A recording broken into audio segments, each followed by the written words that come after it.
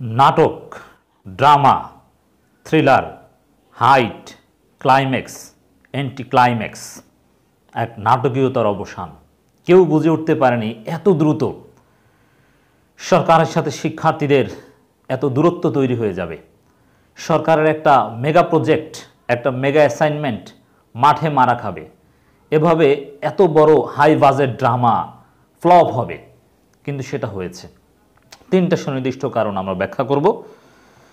दर्शक तार आगे एक खबर आपनादेरके जानिये नेই এই नाटक क्लाइमैक्स एंटी क्लाइमैक्सের মধ্যেই उत्तेजनार মধ্যেই আরেকটা উদ্বেগজনক খবর। গত 12 দিনে 18 জেলায় 253 শিক্ষার্থীকে গ্রেপ্তার করা হয়েছে, যেটা মারাত্মক সংখ্যা। সরকার যেখানে কথা দিয়েছিল যে কোনো শিক্ষার্থীকে গ্রেপ্তার করা হবে না এবং সরকারের ভাষ্য স্পষ্ট ছিল যে বিএনপি জামাতের লোকজন নাশকতা করেছে তাদেরকে গ্রেপ্তার করা হবে, কিন্তু বিএনপি জামাত নয়, নন পলিটিক্যাল শিক্ষার্থী সুনির্দিষ্টভাবে বাছাইকৃতভাবে যারা বিভিন্ন জায়গায় আন্দোলনের নেতৃত্ব দিয়েছে কিংবা ভবিষ্যতে আন্দোলনের নেতৃত্ব দেওয়ার মতো এদেরকেই গ্রেপ্তার করেছে। এর মানে শিক্ষার্থীদের উপর ভয়ানক দমন পীড়ন সরকার চালিয়ে যাচ্ছে। এই ডেটাটা একটু আপনাদেরকে প্রথমে জানিয়ে দিতে চাই। দর্শক, কোটা সংস্কার আন্দোলনকে কেন্দ্র করে রাজধানী সহ দেশের বিভিন্ন স্থানে সংঘর্ষ, হামলা ও অগ্নিসংযোগের ঘটনা করা মামলায় শিক্ষার্থীদেরও গ্রেপ্তার করা হচ্ছে। গত রোববার পর্যন্ত 12 দিনে মানে 16 থেকে 18 জুলাইয়ের হিসাব ঢাকা সহ 18টি জেলায় কমপক্ষে 253 শিক্ষার্থীকে গ্রেপ্তারের তথ্য আমরা পেয়েছি। দর্শক, এর মধ্যে উচ্চ মাধ্যমিক পর্যায়ের শিক্ষার্থীও আছে। সংশ্লিষ্ট মহানগর জেলা ও থানার পুলিশ, কারা কর্তৃপক্ষ এবং সংবাদ মাধ্যম পর্যালোচনা করে এই তথ্য আমরা পেয়েছি। তো এখানে দর্শক, সেই শিশুকে রিমান্ডে দেওয়া হয়েছিল, তার রিমান্ড স্থগিত করা হয়েছে। কি নজিরবিহীন বাংলাদেশ! যে ম্যাজিস্ট্রেট শিশুকে রিমান্ড দিয়েছিল সেই ম্যাজিস্ট্রেটের বিরুদ্ধে অনতিবিলম্বে বিচারিক ব্যবস্থা গ্রহণ করার জন্য আমরা নাগরিক হিসেবে আহ্বান জানাচ্ছি। এটা বিচার বিভাগ বা আইন মন্ত্রণালয়ের জন্য জরুরি হয়ে পড়েছে তাকে অপসারণ করার। তবে এটার মাধ্যমে অনেক কিছু বোঝা যায় যে হাত পা বাঁধা, কিছু করার নেই, রিমান্ড দিতে হবে। উপর থেকে বলা হয়েছে যে ঢালাওভাবে রিমান্ড দাও। কে শিশু নাকি? আদালতে ওই শিশুর আইনজীবী তথ্য প্রমাণ দেখিয়েছে কিন্তু কাজ হয়নি।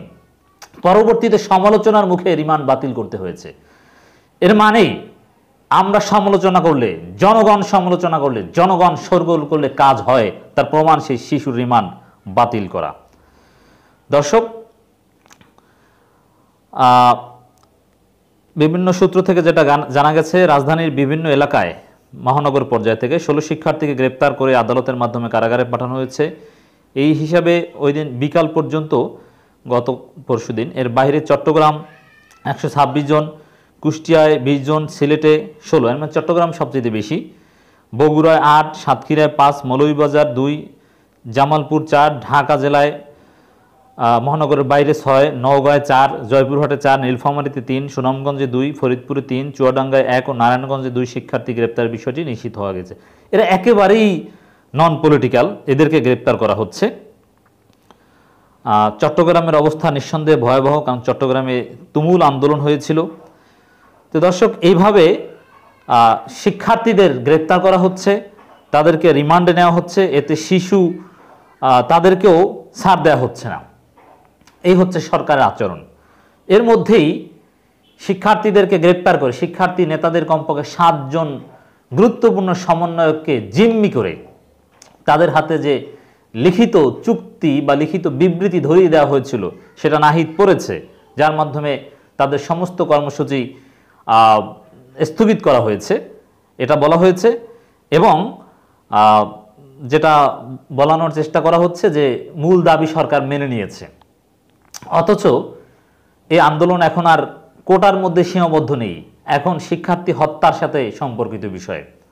এই এত সহজে বিনা বিচারে এর কোনো সুরাহা হতে পারে না। কোনো ছাত্রলীগ, কোনো পুলিশকে বরখাস্ত করা হয়নি, কোনো ছাত্রলীগকে গ্রেপ্তার করা হয়নি, কোনো মন্ত্রীকে বরখাস্ত করা হয়নি এই গণহত্যার জন্যে। আর এত সহজেই সমাধান হয়ে যাবে? না, এটা হতে পারে না।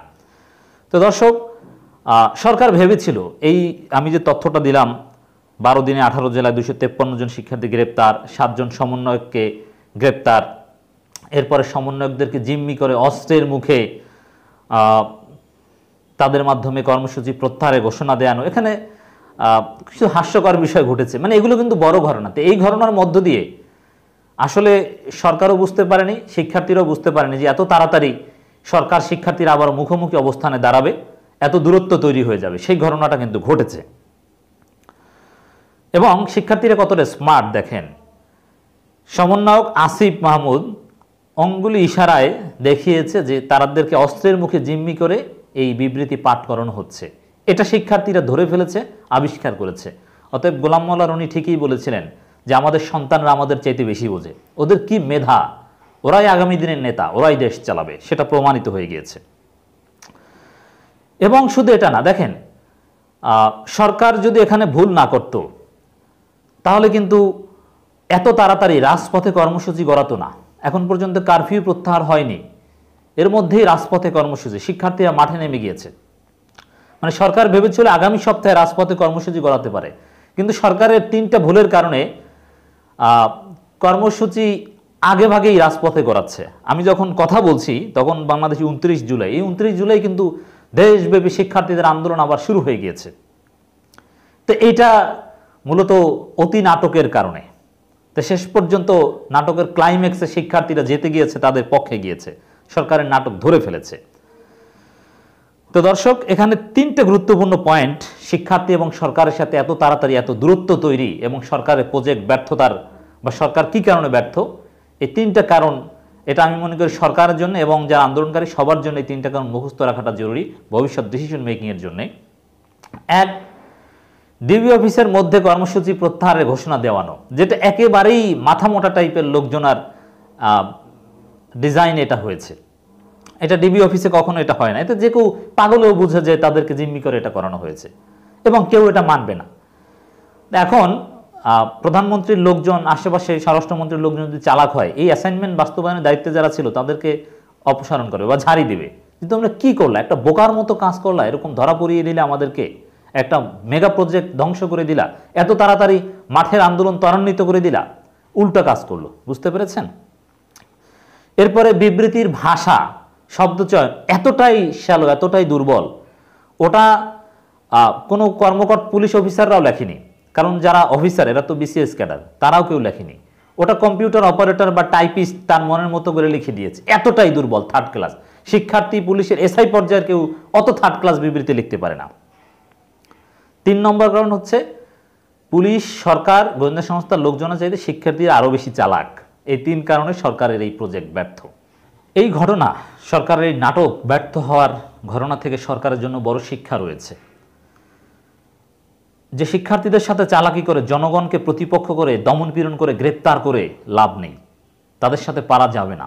বিজয় জনতার হবে, শিক্ষার্থীদের হবে। অতএব সময় থাকতে শুভবুদ্ধির উদয় হয়ে যদি সরকার জাতি সংলাপের আহ্বান করে, শান্তিপূর্ণ সমাধানের উদ্যোগ নেয় দমনপীড়ন বাদ দিয়ে, তাহলে আমার মনে হয় সরকারের জন্য সেটা ভালো হবে।